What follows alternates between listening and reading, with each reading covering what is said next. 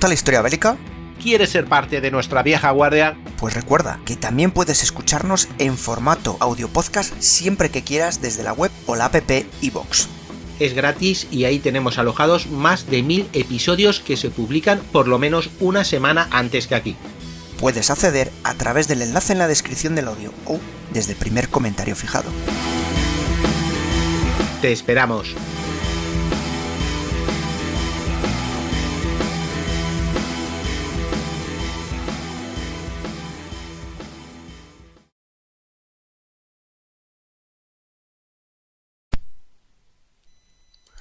Muy buenas amigos y amigas de la factoría Casus Belli. Hoy, por fin, tenemos este último capítulo sobre los Vengadores de Mosul. Esta historia llega a su final. Es decir, volvemos a adentrarnos en uno de los episodios más épicos y desgarradores de la historia reciente de Irak. La famosa batalla de Mosul que estamos viviendo junto a nuestros chicos de la unidad SWAT del Nínive. Ya habéis visto en los anteriores programas ese enfrentamiento titánico al que se ven sometidos frente a las fanáticas e implacables fuerzas del Estado Islámico. Vamos a retomar otra vez esa ciudad asediada, sus calles convertidas en campos de batalla y, por supuesto, la mayoría de sus edificios en ruinas. Y es que Mosul era una ciudad antigua muy rica en historia y, por supuesto, en cultura.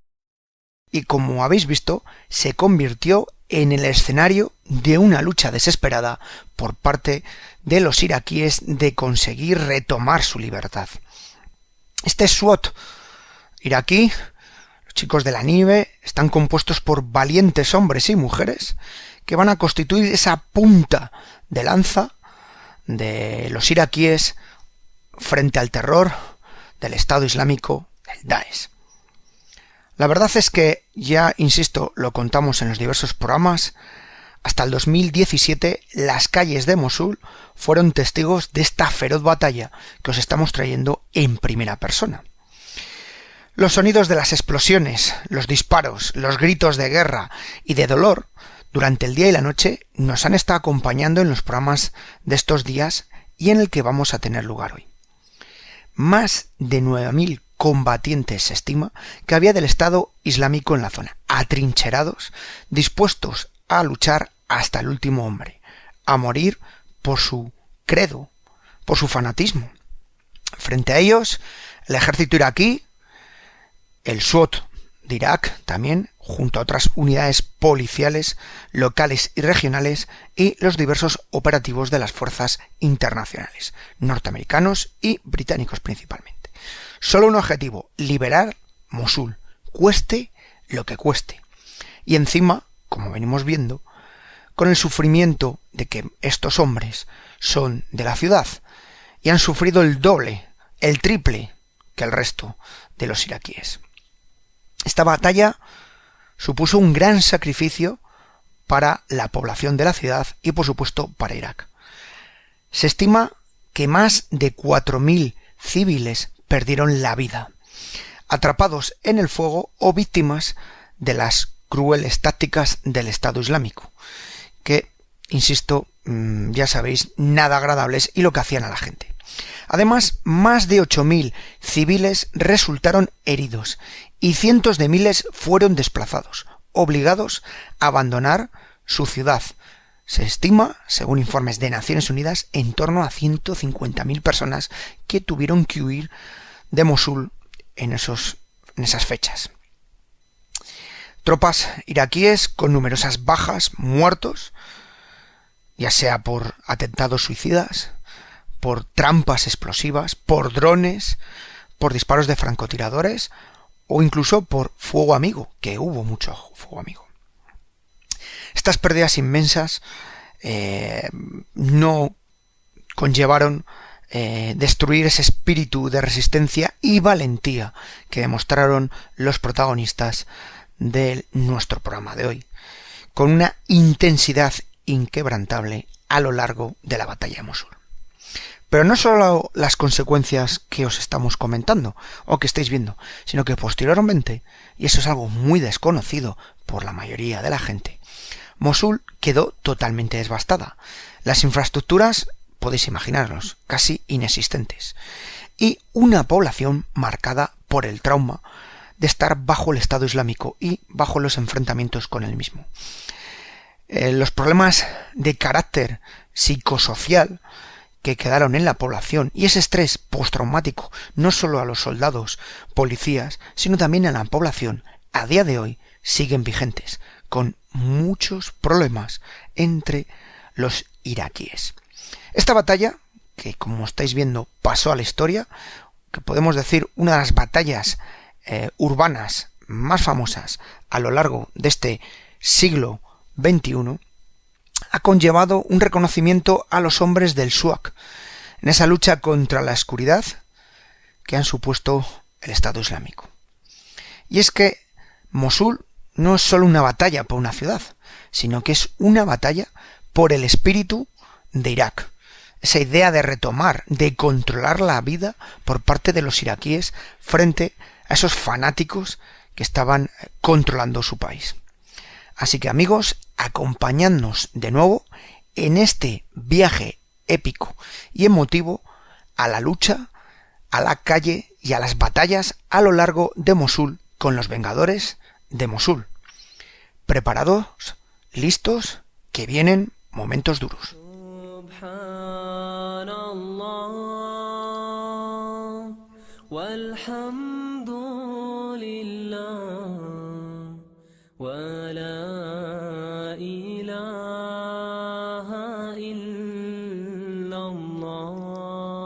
Capítulo 3. Combate urbano.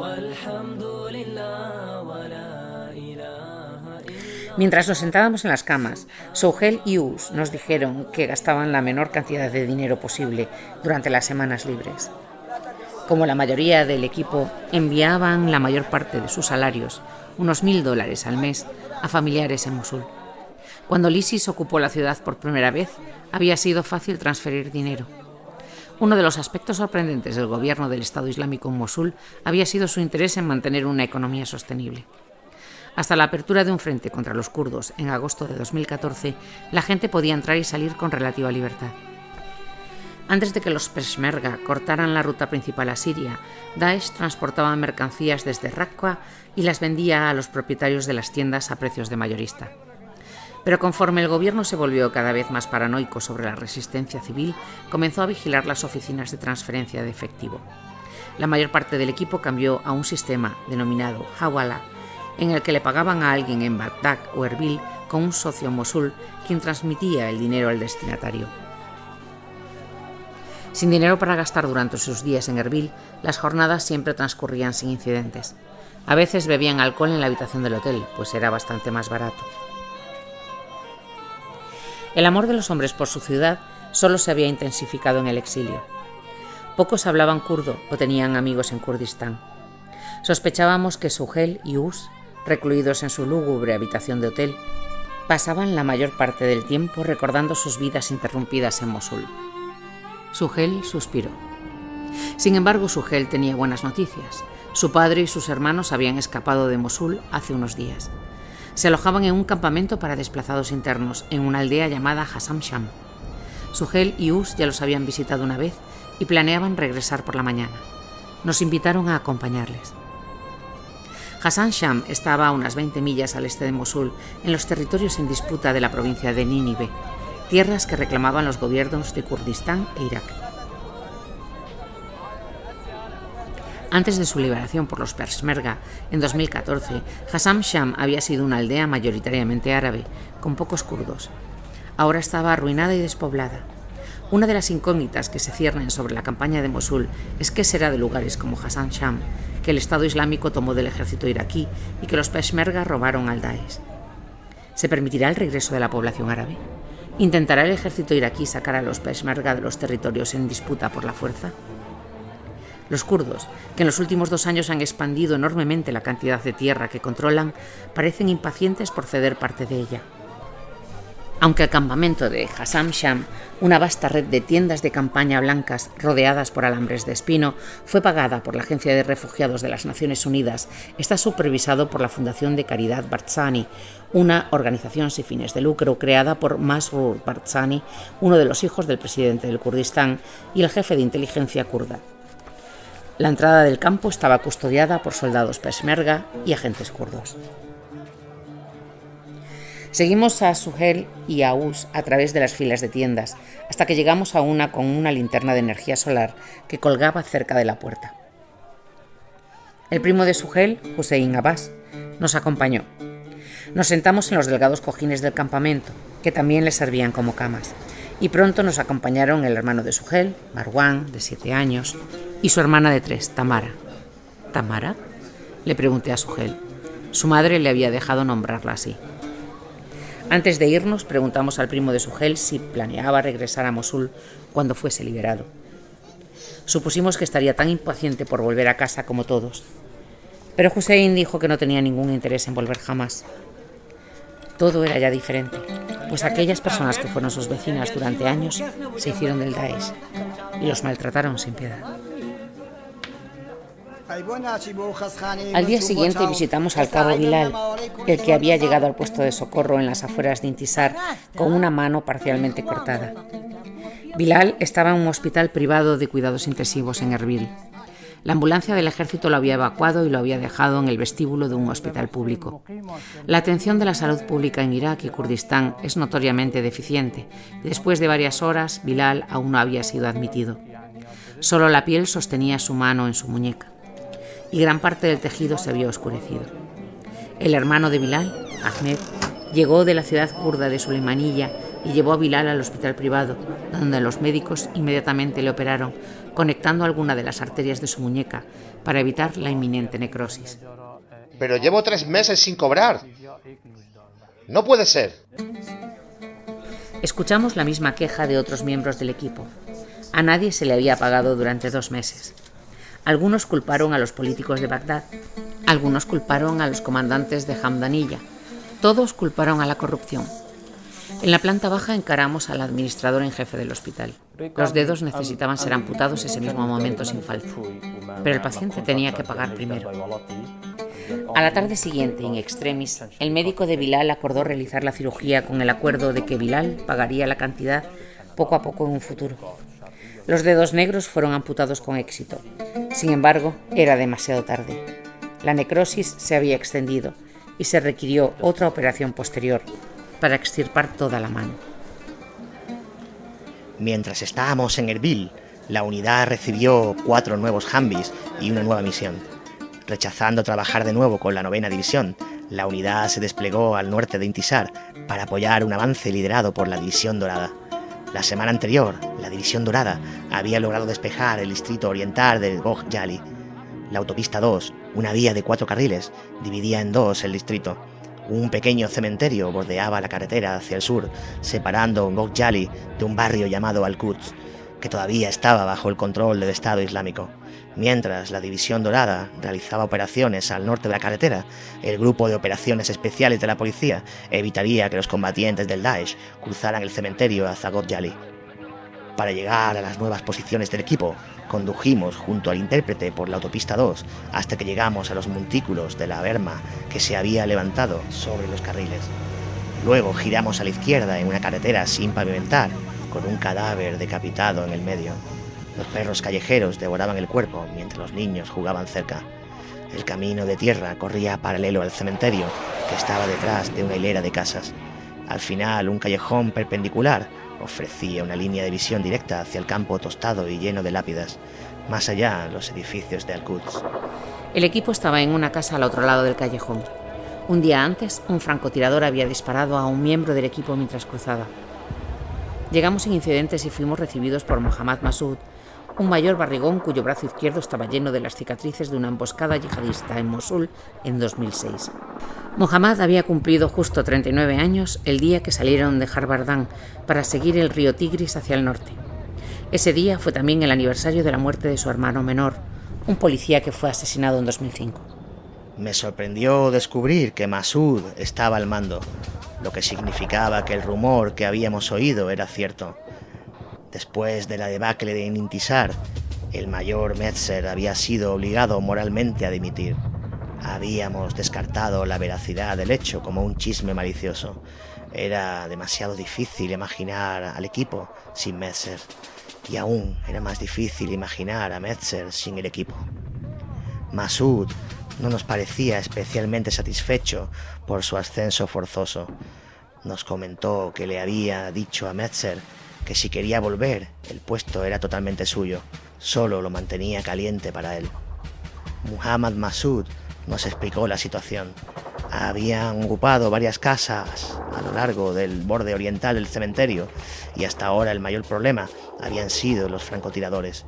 Unos días antes el equipo había matado a un miembro del Daesh que había sido sorprendido en una casa.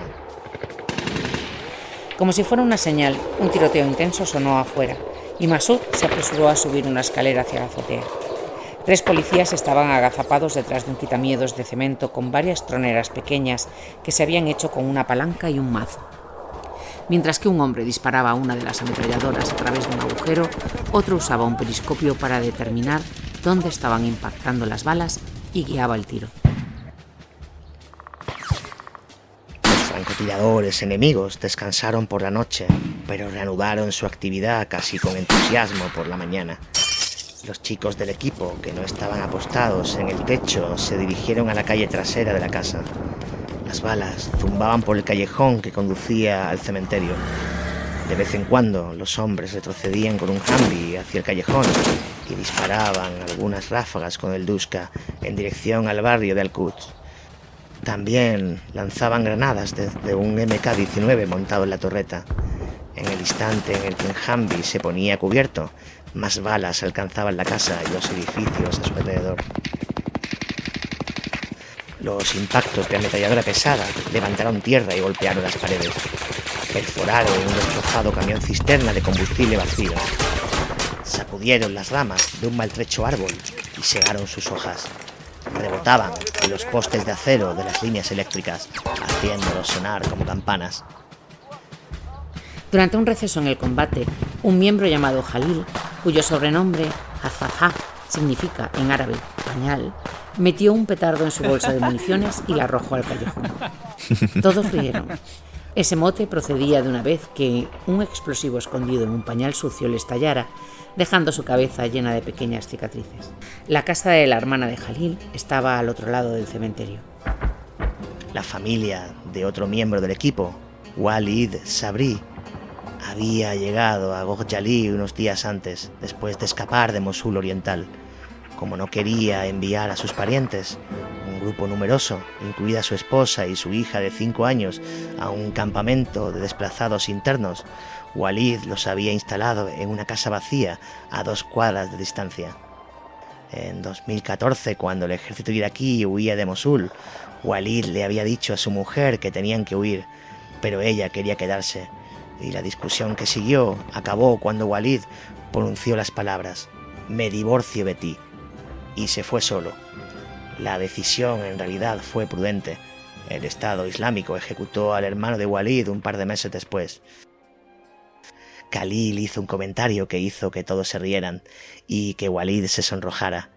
El intérprete negó con la cabeza.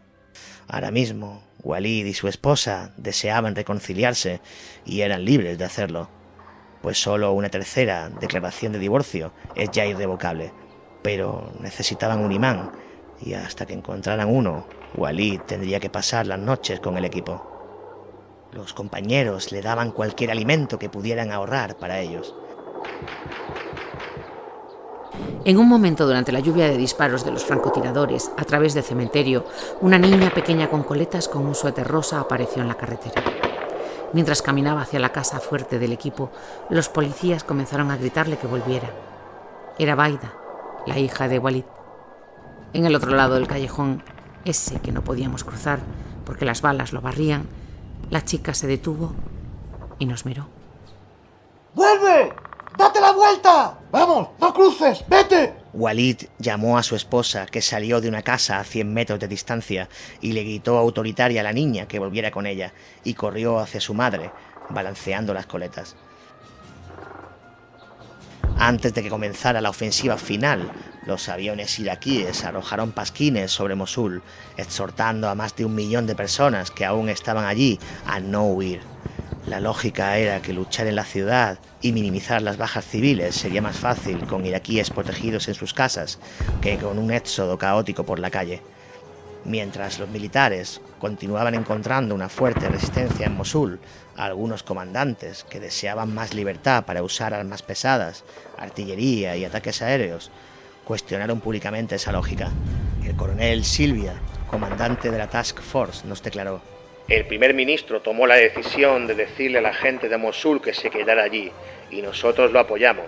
Hay algunas críticas respecto a esto, pues si sacas a demasiada gente, tienes una crisis humanitaria. Si los dejas dentro, hay daños colaterales. El mayor nos contó que muchos iraquíes se habían radicalizado en los centros de detención estadounidenses y que Al-Qaeda y otros grupos extremistas habían reclutado con éxito en las cárceles. Abu Bakr al-Baghdadi, el fundador del Estado Islámico, conocería a algunos de sus futuros líderes de la organización mientras estaba bajo custodia estadounidense, en 2004, en Camp Bucca y en Abu Ghraib. Ya se había lanzado una cantidad prodigiosa de bombas en Mosul. Durante los últimos 3 meses, la coalición internacional, con una armada de 9 países que incluye F-18 australianos, Typhoons británicos, C-27J italianos, F-16, Raptors y B-52 estadounidenses, han lanzado más de 10.000 ataques. Mientras tanto, la artillería del ejército estadounidense ha apoyado a las tropas iraquíes y kurdas con obuses, morteros y otras armas de largo alcance. Al mismo tiempo, Daesh desarrolló un plan para la fabricación centralizada de armamento, municiones de cohetes y morteros. Se estima que, en los meses previos a la ofensiva de Mosul, el Estado Islámico desarrolló decenas de miles de unidades de munición, ya fueran soldando y mecanizando tuberías recicladas o fundiendo chatarra en las fundiciones. También se cree que se han importado enormes cantidades de explosivos y propulsores a través de una sólida cadena de suministro que se extiende desde Turquía, a través de Siria, hasta Mosul. En Hamdaniyya, el equipo SWAT se había incautado de más de 200 municiones de artillería de fabricación casera, junto a cohetes antitanques estadounidenses antiguos, los que durante la Guerra de Corea serían conocidos como superbazucas. Toda esta potencia de fuego había impulsado a decenas de miles de civiles a abandonar la ciudad, a pesar de la directiva del primer ministro. Todos los días que estuvimos en Ghojali, cientos de civiles sucios, hambrientos y sin dormir vagaban por la autovía 2. Los miembros del equipo ayudaban periódicamente a subir a los desplazados internos a los autobuses o dirigirlos hacia los campamentos de refugiados, pero en su mayor parte se centraron en mantener segura la línea a lo largo del cementerio. La División Dorada estaba combatiendo para despejar Adén, un vecindario al oeste de Ghojali y al norte de la autopista 2. El avance había sido muy costoso y se decidió que el equipo SWAT asumiría la responsabilidad de Adén mientras la División Dorada se reagrupaba. Cuando la División Dorada estuviera lista, descendería hacia Adén desde el norte, atrapando a los militantes entre sus fuerzas y las de las fuerzas especiales de la policía de Mosul. Mientras la División Dorada luchaba en Adén, un ataque aéreo de la coalición dirigido a un automóvil suicida destruyó la casa de Mahmoud, un oficial de alto rango y a sus 41 años, uno de los miembros de mayor edad del equipo. Mahmoud había servido en el ejército con Saddam Hussein y había sido policía en Mosul desde 2005. Una cicatriz gruesa unía su esternón al ombligo de una laparotomía a la que se sometió después de recibir 5 disparos en Adén en 2011, un ataque que también le había costado perder un riñón. Mahmoud nos dijo que sus padres habían vivido frente a él en Adén y que su casa también había sido alcanzada por el ataque aéreo de la coalición. No habían sufrido daños graves y ahora se alojaban en la casa del hermano menor de Mahmoud, Ahmed, que también estaba en Adén. El equipo partió hacia Adén por la tarde, llenando los Humvees con mantas, tanques de propano, narguiles, ollas de cocina, armas, combustible y municiones. Hadi, que normalmente se regocijaba ante la perspectiva de la acción, estaba de mal humor. Cuando le pregunté si estaba nervioso por la misión, negó con la cabeza con desdén. Luego explicó que recientemente había hablado con su esposa por teléfono. Ella y su hermano estaban cansados de seguirle de un lugar a otro, esperando a que Hadi encontrara una manera de sacarlos. Habían discutido. Finalmente Hadi le había dicho que se quedara donde estaba. En un principio, el ejército sería el encargado de liberar toda esa zona. Un coronel de la División Dorada guió al equipo de operaciones especiales hacia el oeste, a través de bloques altos destrozados, más adentro de Mosul. Las calles se volvieron más estrechas, las casas más pequeñas y más juntas. Nuestra ruta era necesariamente tortuosa. Muchas calles estaban plagadas de profundos cráteres que los aviones de guerra estadounidenses habían creado para estorbar a los coches suicidas. Algunos vehículos carbonizados de la División Dorada bloqueaban otras calles. Las armas pesadas y los ataques aéreos sonaban muy cerca, pero era difícil saber exactamente dónde estaba la verdadera línea del frente, si es que en realidad había alguna. Se notaba cómo los soldados de la División Dorada se habían habituado a las presiones del combate urbano. La forma en que se movían, conducían y hablaban era felina. Su fatiga visible iba de la mano con un estado de alerta casi animal, una comprensión instintiva del entorno. Los miembros del equipo, por el contrario, parecían niños, abrumados y desorientados.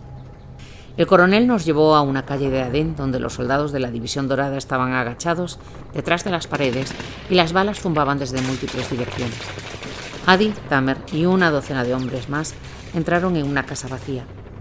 Estaba oscureciendo. La radio de Mohammad solo funcionaba de forma intermitente. Para variar, no había suficientes Humvees para mover a todos desde Got Jali y Mohammad decidió regresar al cementerio y guiar a los otros hombres por la mañana. Fuimos prudentes y nos montamos con él. Al día siguiente, cuando regresamos a la casa donde habíamos dejado a Hadi y Tamer, era evidente que habían pasado una noche muy difícil.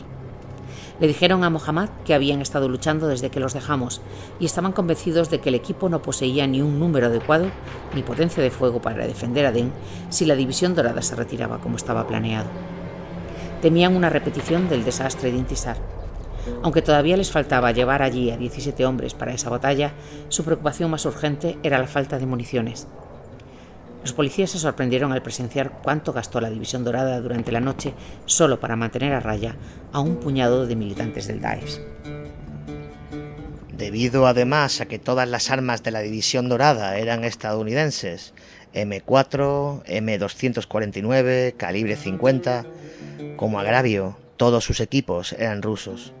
AK de diversos modelos, PKM y ametralladoras pesadas Dushka. Los SWAT no podían reabastecerse de los abundantes suministros de la División Dorada. Los militares se acercaron y cuando vieron con qué estaban peleando, simplemente se rieron de ellos. El comandante frunció el ceño. No hizo falta traducción. El teniente informó que el equipo tenía solamente 500 balas de ametralladora. Hadi se rió con incredulidad. Hadi y los otros policías también se habían reunido en la calle, insistiendo en que les habían encomendado otra misión suicida. De repente, Masud dejó caer su radio sobre el asfalto. La División Dorada no va a dejar este lugar. Están justo detrás de nosotros. ¿De qué tenéis miedo?, dijo Masud a los hombres. Señor, no tenemos miedo. Solo queremos municiones. Mire, nuestras bolsas vacías, contestó Hadi. Me voy a la armería ahora. Voy a traer toda la munición que hay dentro. Un policía, alto y delgado, negó con la cabeza. Nos están traicionando de nuevo. No me voy a sacrificar. Masud lo agarró por su uniforme y lo tiró como un muñeco de trapo. ¿No te vas a sacrificar? ¿Qué estamos haciendo aquí? ¿Y qué estoy haciendo yo aquí? Todos los hombres comenzaron a discutir. Ya hablé con el coronel Ryan por teléfono. Traerá a más chicos. Y si nos metemos en problemas, ¿quién nos apoyará?, dijo Hadi. ¡Déjalos venir!, gritó Masud. Tenemos granadas. ¿Qué pasa con vosotros, chicos? ¿Quién de aquí tiene una granada?, preguntó Hadi. Alguien señaló un árbol en el jardín con la cabeza. Estaba cargado de naranjas. ¿Cuántos chicos tenemos ahora?, preguntó el teniente Tamer. Somos unos 40.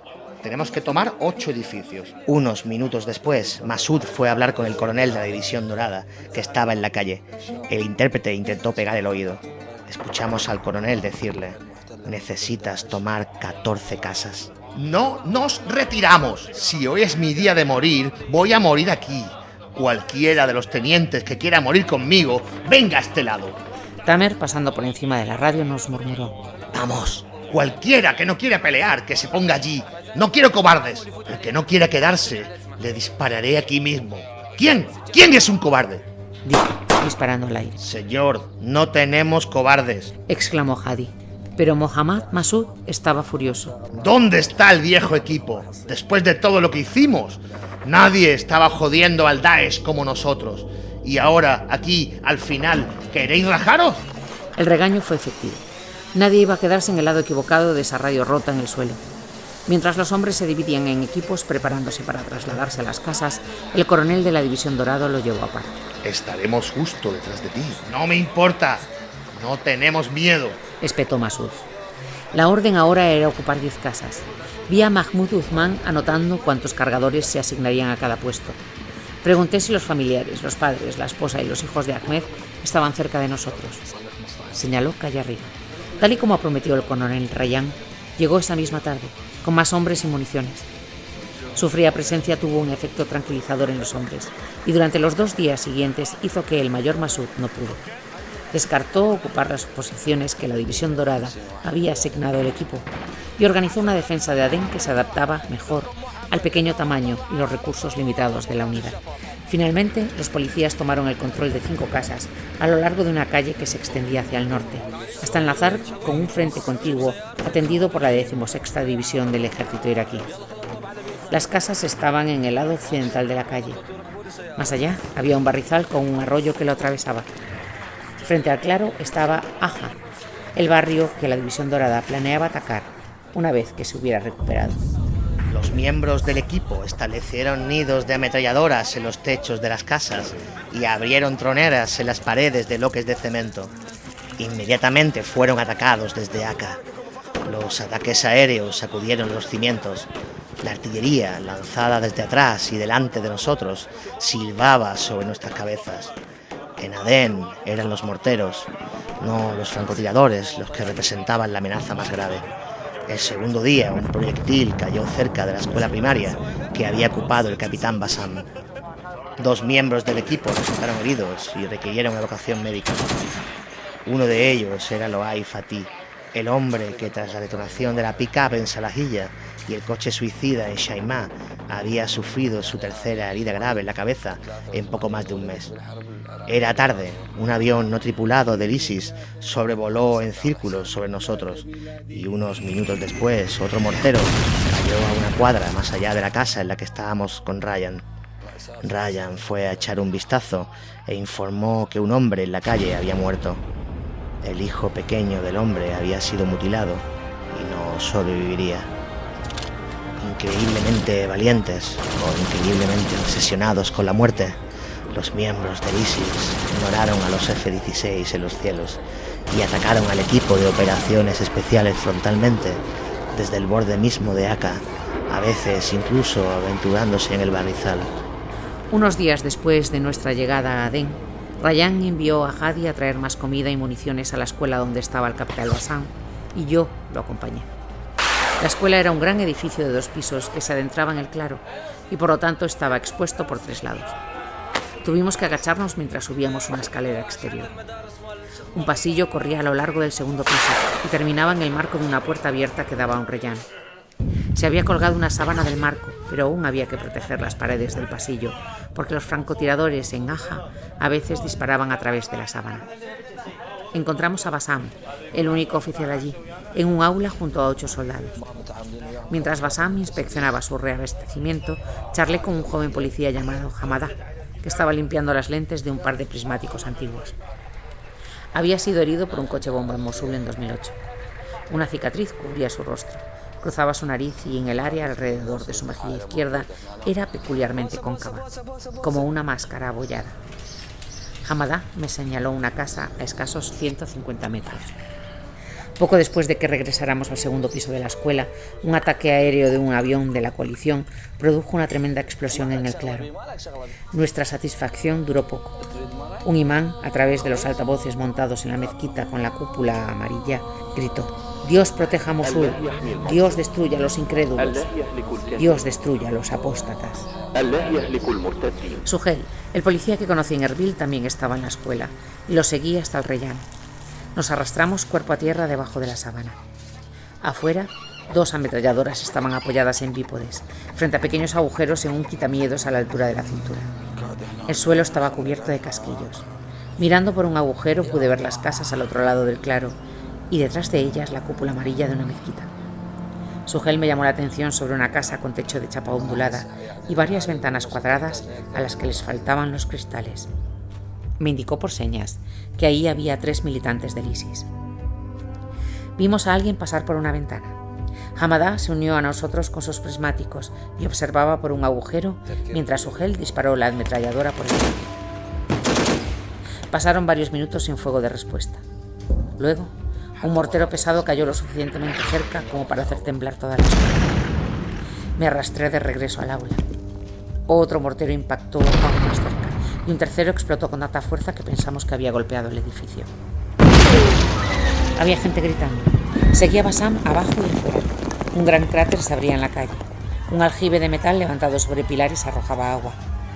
Los gritos venían de una casa a la vuelta de la esquina. Atravesamos la puerta y encontramos a un hombre en chándal tirado en el pasillo de entrada. Antes de que pudiéramos atenderlo, salió una mujer y gritó que dentro había más heridos de gravedad.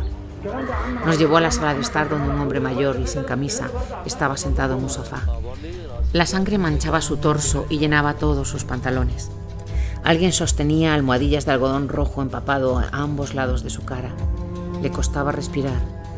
Cuando nos vio se inclinó hacia adelante como para decir algo. En lugar de palabras, la sangre brotó de su boca. Un niño yacía a los pies del hombre. También estaba sin camisa y sangraba mucho por diversas heridas en el pecho y las piernas. La sala de estar estaba llena de parientes y vecinos que gritaban. Mientras trataba de cortar una hemorragia en el niño, la mujer comenzó a sacudirme el hombro y a gritarme al oído. Tuve que alejarla. El intérprete luego me dijo lo que había estado diciendo. No dejes que mi hijo muera. Bassam se llevó al niño fuera, al Humvee de Hadi. Dirigimos nuestra atención al anciano. Absurdamente, una mujer le suturaba una herida en la cara con hilo y aguja. Parecía como si hubiera sumergido las manos en un cubo de pintura roja. Corté el hilo y traté de ahuyentarla. Un minuto después, mientras atendía las heridas en las piernas del hombre, miré hacia arriba y vi que ella lo estaba cosiendo de nuevo. Pronto nos quedamos sin vendajes. Los miembros del equipo ayudaron al hombre a subir al Humvee. El niño estaba en la parte de atrás, al lado del hombre del camino de entrada, que tenía una pierna rota. Hadi se sentó al volante y se dirigió hacia Gok Jalil, donde la 16ª división tenía sus ambulancias. Mientras nos subíamos al Humvee, vimos algo surrealista. Una mujer que llevaba una bolsa de comida calle arriba fue hasta la puerta principal de un edificio dañado directamente enfrente de la escuela.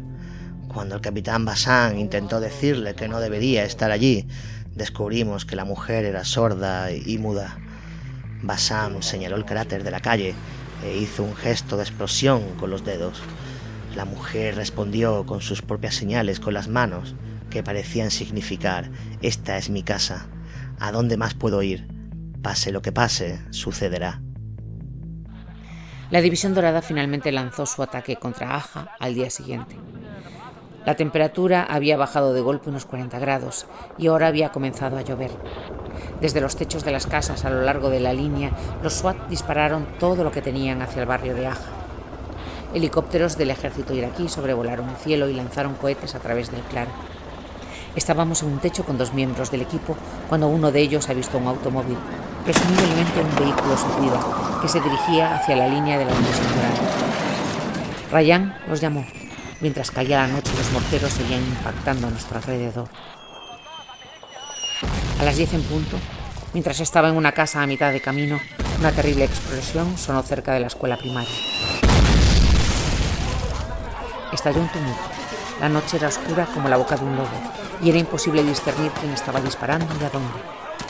El combate sonó extremadamente caótico y bastante cercano. Una hora después el ruido se calmó y el coronel Ryan regresó a la casa. Estaba de muy buen humor. Según nos dijo, el Estado Islámico había atacado a la posición de Bassam en un burdo intento de dispersar a los elementos de la División Dorada y alejarlos de Aja. Manejamos el asunto nosotros mismos. Ryan estaba claramente satisfecho de que su equipo de operaciones especiales de la policía de Mosul no hubiera tenido que pedir apoyo a la División Dorada. Por la mañana todavía hacía frío y llovía, pero todos, incluso Ryan, estaban de humor para celebrar. Aja había sido liberada.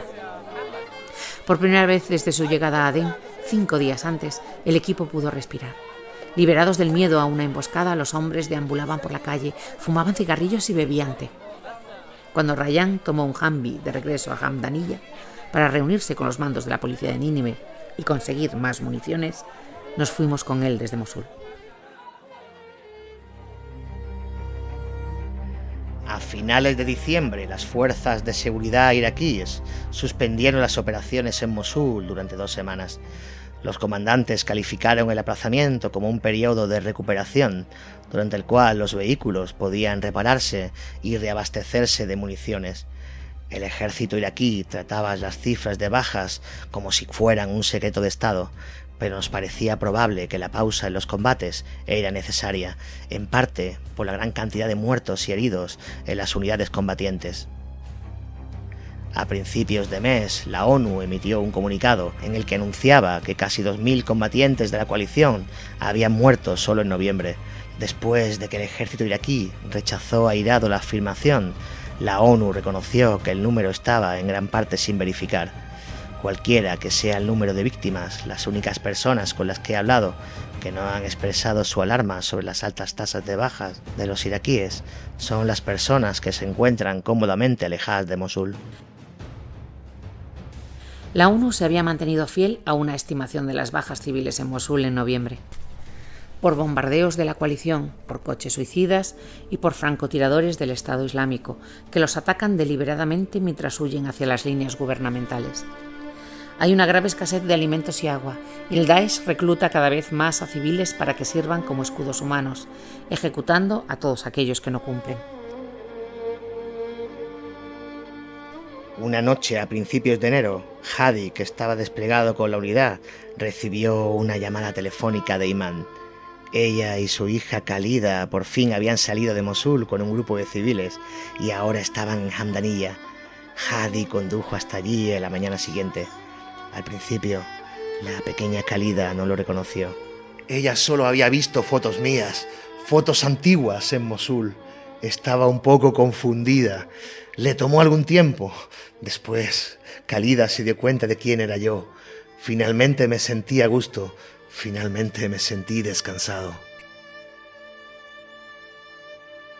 El 8 de enero, después de que se reanudara la ofensiva, la División Dorada llegó al río Tigris. 2 semanas después, Mosul Oriental fue declarado liberado, pero se temía a las células durmientes. Lo que pasó a continuación es confuso. Los aviones de la coalición, con el objetivo de socavar cualquier capacidad de refuerzo del Estado Islámico, han bombardeado los 5 puentes que conectan las 2 mitades de la ciudad. Frente a un aislado oeste de Mosul, algunos prevén un asedio interminable que recuerda al de Alepo, donde durante años el río Keich dividió los barrios rebeldes y los controlados por el régimen. Otros son más optimistas. El coronel Silvia, el comandante estadounidense, dijo sobre el Estado Islámico: Han estado desperdiciando recursos en esta lucha del este. Conservan mucha capacidad en el oeste, pero la derrota en el este conducirá a una caída de la moral precipitada. En diciembre fuimos a Qayara, a unas 40 millas al sur de Mosul.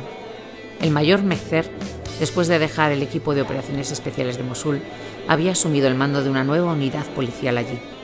Era su primer día de trabajo y lo encontré en un antiguo edificio administrativo, abriendo su equipaje.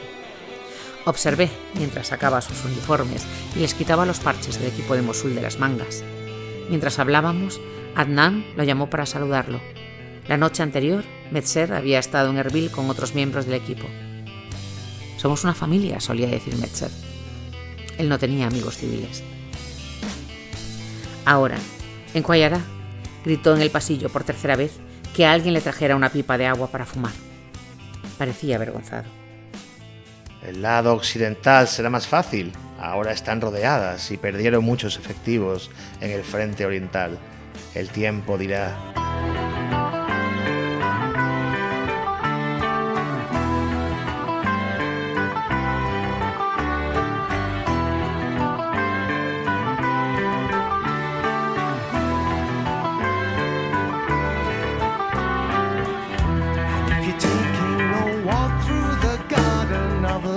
What do you think you'd expect you would see? mirror reflecting the moves of your life.